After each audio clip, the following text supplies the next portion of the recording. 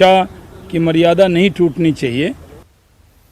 इधर बीजेपी नेता नंदकिशोर यादव ने कहा कि सदन में नेता प्रतिपक्ष को पर्याप्त समय दिया गया, लेकिन उन्होंने अपने पद की गरिमा का ख्याल नहीं रखा। बाद भी केवल हंगामा करना ये कहीं से भी उचित नहीं है। संवैधानिक पद पर बैठे हुए व्यक्ति को अपने पद की गरिमा का ध्यान रखना चाहिए। और उन्होंने जिस भाषा का इस्तेमाल किया, माननीय मंत्री उनकी मेहरबानी से जीत के नहीं आए। जो सत्तारूढ़ दल के मेंबर हैं वो आरजेडी की मेहरबानी से जीत के नहीं आए हैं, जनता का विश्वास प्राप्त करके आए हैं। और ये सरकार जनता के विश्वास पे बनी है। और उस सरकार के मंत्रियों के बारे में ये कह देना कौन बना दिया मंत्री आपको, ये पूरी तरह से गलत है। नेता प्रतिपक्ष ने अपने पद की गरिमा का ख्याल नहीं रखा है, उनको रखना चाहिए। और हम के प्रवक्ता दानिश रिजवान ने नेता प्रतिपक्ष तेजस्वी यादव की भाषा की कड़े शब्दों में निंदा की। उन्होंने तेजस्वी यादव को संयम रखने की सलाह दी। नेता प्रतिपक्ष तेजस्वी यादव जी की भाषा ये उनकी भाषा नहीं है, ये लालू परिवार का कल्चर ऐसे ही रहा है। आदरणीय नेता लालू प्रसाद यादव जी भी इसी शब्दों का प्रयोग करते थे। आज तेजस्वी यादव जी भी उसी परिपाटी पे आगे जा रहे हैं। ये अपने दल के नेताओं को अपमानित करने वाले लोगों को से बिहार की जनता को यही उम्मीद है, लेकिन सदन के अंदर जो ये कर रहे हैं ये कहीं से ठीक नहीं है। और इसका प्रतिकार हम सड़क से लेकर के सदन तक करेंगे। हमारे मंत्रियों को अगर नेता प्रतिपक्ष अपमानित करेंगे तो उसका खामियाजा उनको भुगतना होगा। तो कुल मिलाकर तेजस्वी के बयान पर बवाल मचा है और सत्ता पक्ष के नेताओं और मंत्रियों ने तेजस्वी के बयान को सदन का अपमान करार दिया। तो आरजेडी ने कहा कि जनता की आवाज को नहीं दबाया जा सकता और तेजस्वी सदन में ऐसे ही जनता की आवाज उठाते रहेंगे।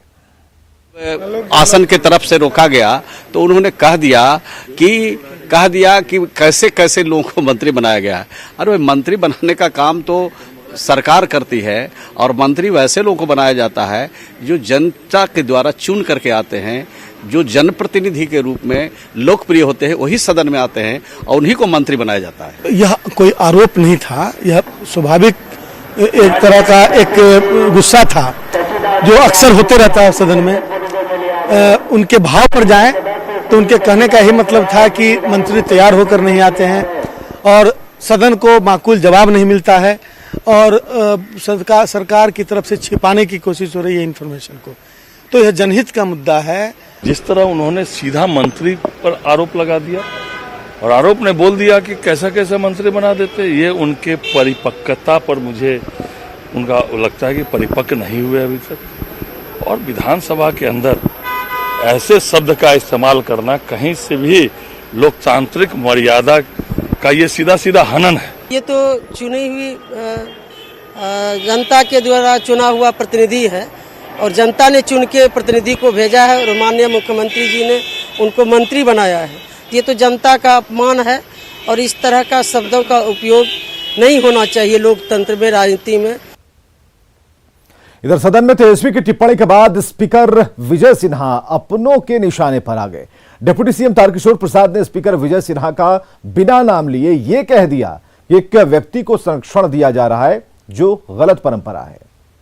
नहीं, एक गलत परंपरा लागू किया जा रहा है। एक व्यक्ति को संरक्षण दिया जा रहा है।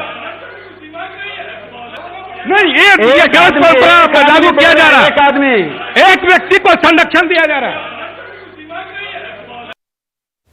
और मंत्री विजेंद्र यादव ने भी कहा कि विरोधी दल को बैठाते नहीं हैं और अपनों को ही डांट देते हैं। विरोधी दल को बैठाते नहीं है, आप मंत्रियों को डांट देते हैं। दुर्भाग्यपूर्ण है। चलिए ठीक है। इधर मुंगेर में कांग्रेस की सदस्यता अभियान की तब पोल खुल गई जब सदस्यता कार्यक्रम के दौरान लोग पहुंचे ही नहीं तो स्वागत में खड़े बैंड बाजा वालों को सदस्यता दिला दी गई।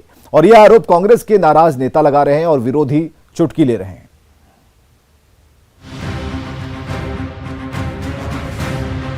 ये तस्वीर देखिए, गले में कांग्रेस का पट्टा और हाथ में बैंड बाजा। वीडियो में दिख रहे इस बाजे ने एक बार फिर कांग्रेस की फजीहत करा दी है। कांग्रेस के सदस्यता अभियान की भद पिटवा दी है। दरअसल मुंगेर में कांग्रेस का सदस्यता समारोह चल रहा था। प्रदेश प्रभारी भक्त चरणदास से लेकर प्रदेश अध्यक्ष मदन मोहन झा तक मौजूद थे, लेकिन सदस्यता लेने कोई नहीं पहुंचा। फिर क्या था, भक्त चरणदास के सामने अपनी नाक बचाने के लिए स्थानीय नेताओं ने बैंड बाजा वालों को सदस्यता दिला दी और सबके नाम के पीछे दास लगा दिया।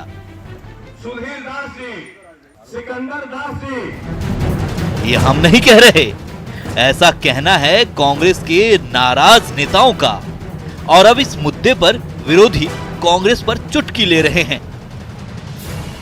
अब कांग्रेस का ये दिन देखने को मिलेगा, इतना दुर्गति होगा, मुझको ये पता नहीं। पूरे देश में कांग्रेस का सफाया हो चुका है।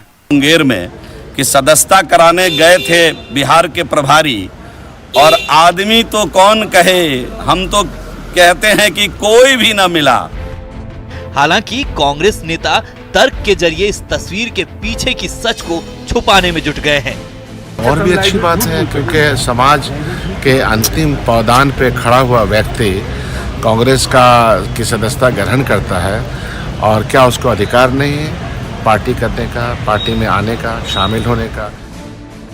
आरजेडी नेता भी अपने सहयोगी के बचाव में जुट गए हैं, लेकिन ये नसीहत देते हुए कि ऐसे कैसे कांग्रेस मजबूत होगी। देखिए, कांग्रेस को मेहनत करने की जरूरत है, और कांग्रेस जिस परिपाटी से अभी चल रही है वो परिपाटी नहीं चलेगी। तरीके से काम करना पड़ेगा सरजमीन पर, और पार्टी को मजबूती करने के लिए मेहनत की आवश्यकता है। भक्त चरणदास को प्रदेश प्रभारी बिहार में कांग्रेस को मजबूत करने के लिए बनाया गया था, लेकिन जब से वो प्रभारी बने हैं तब से पार्टी की और किरकिरी होने लगी है। पार्टी नेताओं के विरोध और हंगामे से अभी कांग्रेस उबरी भी नहीं थी कि इस ताजा तस्वीर ने बिहार में कांग्रेस की जमीनी हकीकत को बेपर्दा कर दिया। न्यूज़ 18 के लिए पटना से रवि एस नारायण की रिपोर्ट, मुंगेर।